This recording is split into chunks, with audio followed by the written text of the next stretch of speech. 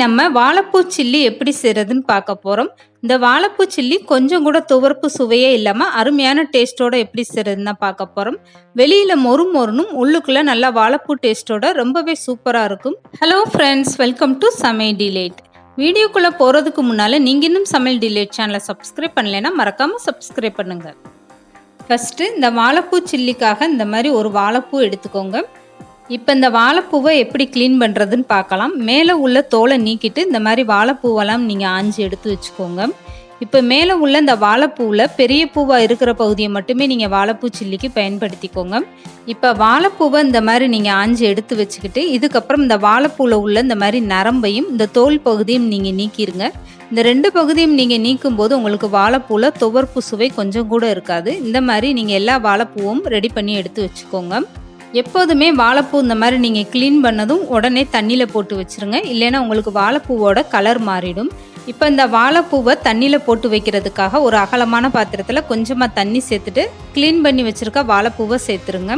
இந்த வாழைப்பூவில் ஒரு ஸ்பூன் அளவுக்கு உப்பு சேர்த்துட்டு நல்லா இந்த மாதிரி கலந்து விட்டுருங்க.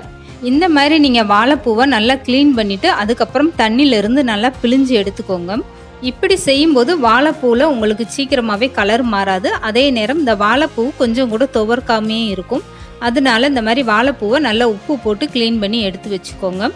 இந்த வாழைப்பூவை கழுவும் போது நீங்கள் ரொம்ப கையை போட்டு பிசைஞ்சிட்டு கழுவக்கூடாது. அப்படி கழுவுனீங்கன்னா வாழைப்பூவில் உள்ள இதெல்லாம் உங்களுக்கு தனித்தனியாக வர ஆரம்பிச்சிடும். அதனால ரொம்பவும் போட்டு பிசையாமல் இந்த வாழைப்பூவை இந்த மாதிரி நீங்கள் க்ளீன் பண்ணி எடுத்து வச்சுக்கோங்க.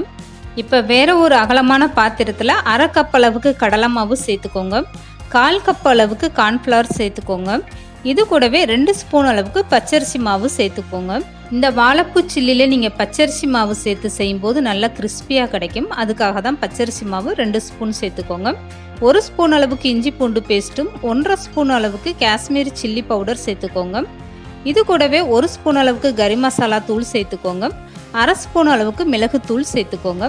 இப்போ இந்த மாவுக்கு தேவையான அளவு உப்பும் சேர்த்துக்கோங்க. அடுத்ததாக இது கூடவே ஒரு முட்டையும் சேர்த்துக்கோங்க.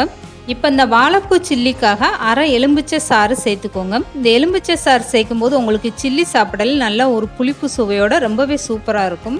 இப்போ எலும்பிச்சை சாறு சேர்த்ததுமே இந்த மாதிரி நல்லா கலந்து கொடுத்துருங்க. எடுத்ததுமே தண்ணி சேர்க்காம இந்த முட்டை மசாலா எல்லாமே ஒன்றா மிக்ஸ் ஆகிற அளவுக்கு நல்லா கலந்து கொடுத்துருங்க. இதுக்கப்புறம் கொஞ்சம் கொஞ்சமாக தண்ணி சேர்த்துட்டு இந்த மாவை நல்லா மிக்ஸ் பண்ணி எடுத்துக்கோங்க. இந்த வாழைப்பூ சில்லிக்காக நீங்கள் மாவை ரெடி பண்ணும்போது இந்த அளவுக்கு நல்லா கெட்டியாக ரெடி பண்ணி எடுத்துக்கோங்க. அப்படி செய்யும்போது தான் உங்களுக்கு வாழைப்பூ இந்த மசாலா எல்லாமே நல்லா ஒன்றா மிக்ஸ் ஆகி பொரிச்சு எடுக்கும்போது ரொம்பவே சூப்பராக இருக்கும். கொஞ்சம் கூட இந்த மாவெல்லாம் முதிராமல் ரொம்பவே அழகாக இருக்கும் பார்க்குறதுக்கு. இப்போ மாவு இந்த அளவுக்கு நல்லா கலந்துட்டு இது கூடவே கொஞ்சமாக பஜ்ஜி கலர் பொடி சேர்த்துக்கோங்க. சிவப்பு கலர் சேர்த்துக்கோங்க. இப்போ வாழைப்பூ சில்லிக்காக ரெடி பண்ண மாவை நான் எடுத்து காட்டுறேன் பாருங்கள். மாவு இந்த அளவுக்கு நல்லா திக்காக நீங்கள் ரெடி பண்ணி எடுத்துக்கோங்க. இந்த மாவு தண்ணியாக போயிடுச்சுன்னா உங்களுக்கு வாழைப்பூ மேலே இந்த மாவு ஒட்டாது. அதுக்காக தான் மாவை நல்லா கெட்டியாக நீங்கள் ரெடி பண்ணி எடுத்துக்கோங்க.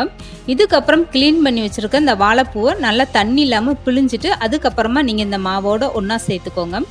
இந்த மாதிரி வாழைப்பூவை நீங்கள் சேர்த்துட்டு இதுக்கப்புறம் கையை வச்சு இந்த மாவோட நல்லா இந்த மாதிரி கலந்து கொடுத்துருங்க. இப்படி கலக்கும்போது தான் இந்த வாழைப்பூ இந்த மாவெல்லாம் ஒன்றா மிக்ஸ் ஆகி பொரிச்சு எடுக்கும்போது நல்லா கிறிஸ்பியாக இருக்கும். இப்போ இந்த வாழைப்பூ சில்லிக்கு மசாலா எல்லாமே ரெடி ஆயிடுச்சு. இதுக்கப்புறம் நீங்கள் வாழைப்பூ சில்லியை எண்ணெயில் போட்டு பொரிச்சு எடுத்துக்கோங்க. இந்த மாவில் கலந்த வாழைப்பூ சில்லி எல்லாமே நீங்கள் பொரிச்சு எடுத்துட்டு அதுக்கப்புறம் எக்ஸ்ட்ரா மாவு இருந்தால் நீங்கள் கூடுதலாக கொஞ்சம் வாழைப்பூவை சேர்த்துட்டு ஒன்றா மிக்ஸ் பண்ணி பொரிச்சு எடுத்துக்கோங்க. இப்போ இந்த வாழைப்பூ சில்லி பொரிக்கிறதுக்காக எண்ணெய் நல்லா சூடாயிருச்சு. இந்த சூடான எண்ணெயில் ஒவ்வொரு வாழைப்பூவாக இந்த மாதிரி நீங்கள் மாவில் முக்கிட்டு எடுத்து போடுங்க. அப்படியே கையோடு அள்ளி போட்டுட்டிங்கன்னா உங்களுக்கு பஜ்ஜி மாதிரி தான் வரும். வாழைப்பூ சில்லி இந்த மாதிரி பார்க்குறதுக்கு அழகாக தனித்தனியாக வராது. அதனால இந்த மாதிரி ஒவ்வொரு வாழைப்பூவாக நீங்கள் எண்ணெயில் சேர்த்துக்கோங்க. ஸ்டவ்வை மீடியமாக வச்சுக்கிட்டே இந்த வாழைப்பூ சில்லியை நீங்கள் பொரிச்சு எடுத்துக்கோங்க. அப்போ தான் உங்களுக்கு வாழைப்பூ சில்லி நல்லா கிறிஸ்பியாக பார்க்குறதுக்கும் ரொம்பவே சூப்பராக இருக்கும். இப்போ இந்த வாழைப்பூ சில்லி 2 பக்கம் நல்லா செவந்து வந்துருச்சு பாருங்கள். பார்க்கும்போது எவ்வளோ ஒரு அருமையாக இருக்குது பாருங்கள். இதோட டேஸ்ட்டும் ரொம்பவே சூப்பராக இருக்கும். வாழைப்பூ சில்லியை எண்ணெயை வடிச்சிட்டு இந்த மாதிரி எடுத்து வச்சுக்கோங்க. இதுக்கப்புறம் மீதம் இருக்க எல்லா வாழைப்பூவுமே இதே மாதிரி நீங்கள் பொரிச்சு எடுத்து வச்சுக்கோங்க. உங்ககிட்ட வாழைப்பூ இருந்தால் கண்டிப்பாக நீங்களும் இந்த வாழைப்பூ சில்லியை ட்ரை பண்ணி பாருங்கள். ரொம்பவே சூப்பராக வரும். இந்த வாழைப்பூ சில்லியை சுட சுட சாப்பிடும்போது அவ்வளோ ஒரு அருமையான டேஸ்ட்டாக இருந்துச்சு. இப்போ ரொம்பவே ஈஸியாக நம்மளுடைய வாழைப்பூ சில்லி ரெடி ஆயிடுச்சு பாருங்கள். கண்டிப்பாக இதே மாதிரி நீங்களும் உங்கள் வீட்டில் ட்ரை பண்ணி பாருங்கள். அருமையான டேஸ்ட்டாக இருக்கும். இந்த வீடியோ பிடிச்சிருந்தா லைக் பண்ணுங்கள், ஷேர் பண்ணுங்கள். மறக்காமல் சமையல் டிலேட் சேனலை சப்ஸ்கிரைப் பண்ணுங்கள்.